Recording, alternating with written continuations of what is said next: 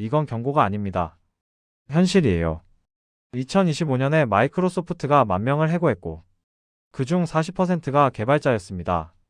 게다가 미국의 AI 기업들은 신규 개발자 채용을 0명으로 멈췄습니다. 그 현재가 바로 우리 앞에 와 있어요. 스탠포드 데이터도 비슷한 그림을 보여줍니다. 20대 초반 신규 인력은 줄고 40대 이상 경력자는 오히려 늘고 있어요. 이건 단순한 통계가 아닙니다. AI가 누구를 대체하고 누구를 살려두는지 이미 보여주는 신호예요. 누가 위험하고 누가 안전한지 패턴이 점점 분명해지고 있습니다. 이 영상에서 약속할게요. AI가 절대 대체하기 어려운 사람의 조건을 알려드릴 거예요. 그리고 2030 세대가 지금 당장 할 수 있는 구체적인 준비 전략과 투자 관점도 명확히 제시하겠습니다. 끝까지 보시면 지금 바로 무엇을 바꿔야 할지 분명히 알게 될 거예요. AI 시대의 내 일자리가 사라질까요?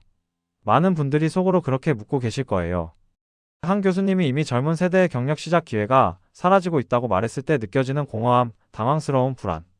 그 감정들 전부 너무 자연스러운 반응입니다. 지금 느끼는 불안은 개인의 실패가 아니라 현실을 바라보는 반응이에요. 잘못하신 게 아닙니다. 이건 남의 얘기가 아니에요.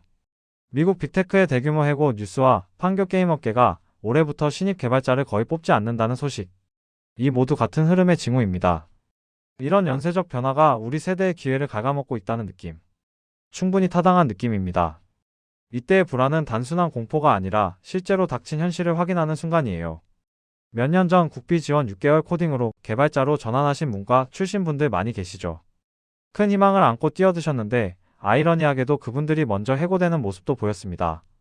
그래서 깊은 배신감과 허탈함을 느끼신 분들이 많습니다.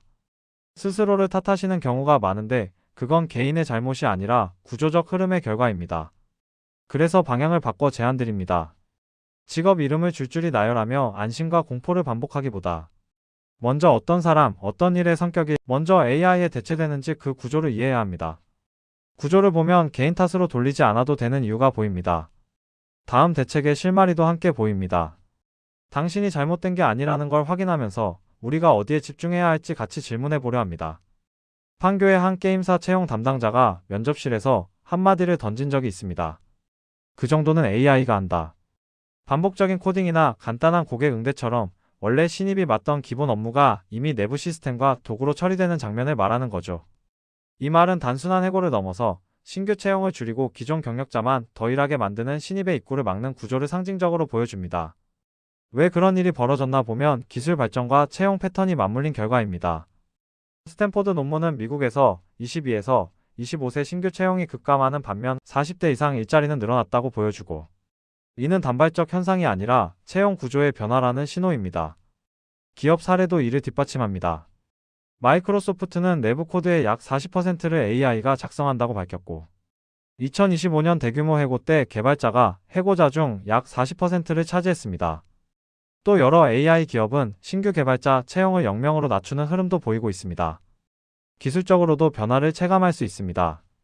과거에는 헬루시네이션 때문에 실무 투입이 어려웠던 AI 코딩이 최근에는 바이브 코딩, 코지, 윈서프, 러블 같은 도구로 실무에 투입되고 있습니다. 쉽게 말하면 신입이 학습하며 맡아왔던 반복적이고 단순한 과업들이 AI로 대체되고 있는 겁니다. 한국 판교의 사례는 이런 변화가 해외만의 문제가 아니라 국내 채용 구조에도 직접 영향을 미치고 있음을 보여줍니다. 요약하자면 AI 시대의 일자리 충격은 나이보다 경력 유무로 갈립니다.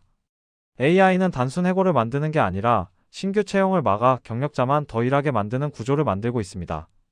두 번째 키포인트는 첫 번째 포인트와는 좀 다른 지점이에요. 한꺼번에 무엇이 사라지는지를 보는 게 아니라 무엇이 어떤 순서로 어떤 패턴으로 사라지는지를 보는 거죠. 이 순서를 모르면 잘못된 불안이나 잘못된 준비로 이어집니다. 그래서 직업의 위험도를 단순한 목록으로만 판단하면 안 돼요. 먼저 영향을 받는 건 쉽고 어렵고가 기준이 아니고 실체가 없는 일입니다. 소프트웨어나 콘텐츠처럼 물리적 설비가 없는 분야가 여기에 해당하죠. 실체가 없으니 대체 비용이 거의 0에 가깝습니다. 그래서 기술이 적용되면 아주 빠르게 대체될 가능성이 큽니다. 이 분야에 있다면 우선적으로 재검토해야 합니다. 그 다음은 실체는 있지만 도입에 시간이 걸리는 분야예요. 공장이나 제조업처럼 물리적 설비가 있어서 사회적, 비용적, 운영적 마찰이 생깁니다. 그래서 변화가 느리게 진행되죠. 다만 이런 느린 변화도 언젠가는 가속화됩니다. 앞으로 5년쯤부터 본격화될 수 있다는 점을 염두에 둬야 합니다. 마지막으로 남는 건 철학적, 윤리적 한계가 있는 직업들입니다. 기술적으로 대체가 가능해 보여도 인간의 생명이나 정의, 최종 결정을 요구하는 분야는 사회적, 윤리적 이유로 가장 늦게 바뀝니다. 의사, 신부, 판사 같은 직업이 여기에 해당하죠. 그래서 중요한 건 안전한 직업 리스트를 찾는 게 아닙니다. 내가 하는 일이 실체, 철학, 책임이라는 세 축 중 어디에 있는지 스스로 분석하는 겁니다.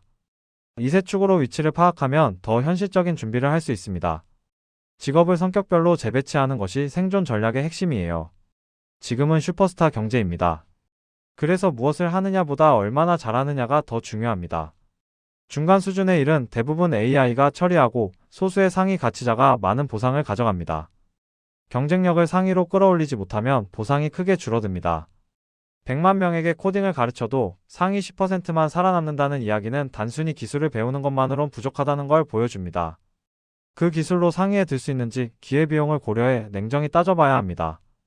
한 줄 정리하면 내 일이 실체, 철학, 책임 중 어디에 있는지 먼저 분석하고 그 위치에 맞춰 경쟁력을 상위로 끌어올리는 방향으로 준비하세요.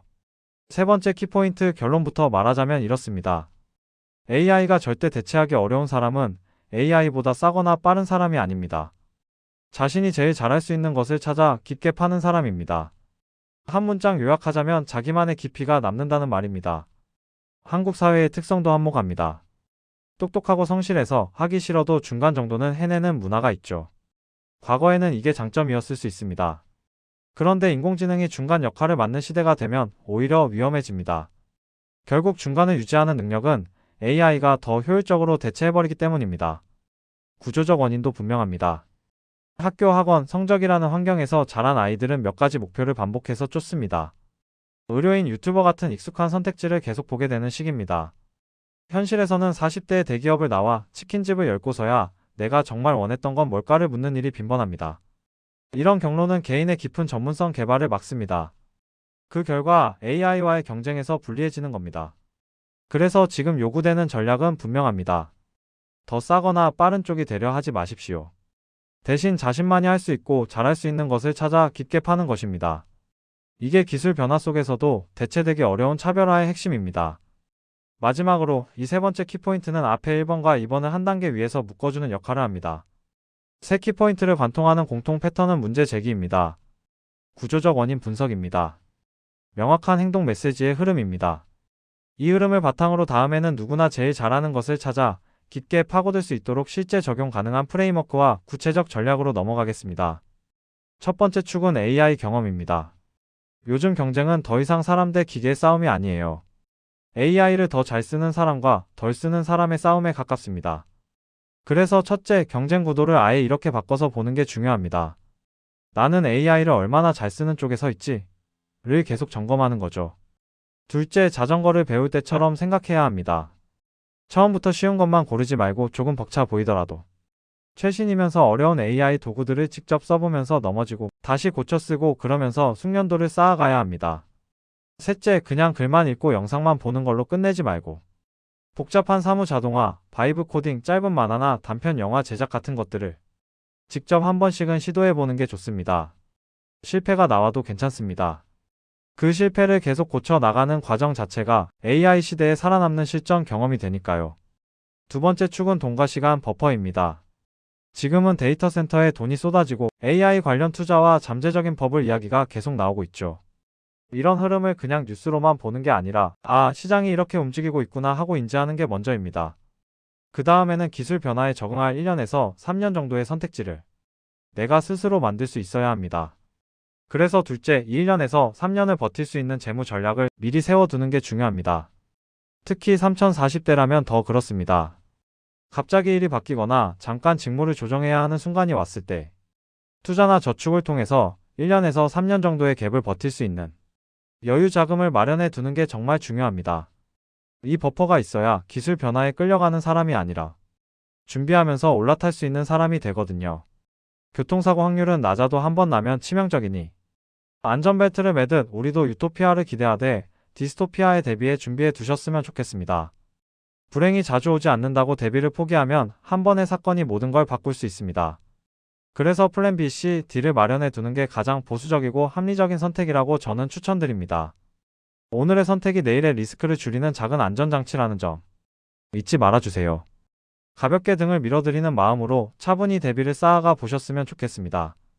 영상 끝나고 딱 한 가지만 한다면 이거 해보셨으면 좋겠습니다. 앞으로 10년의 버킷리스트를 적어보세요.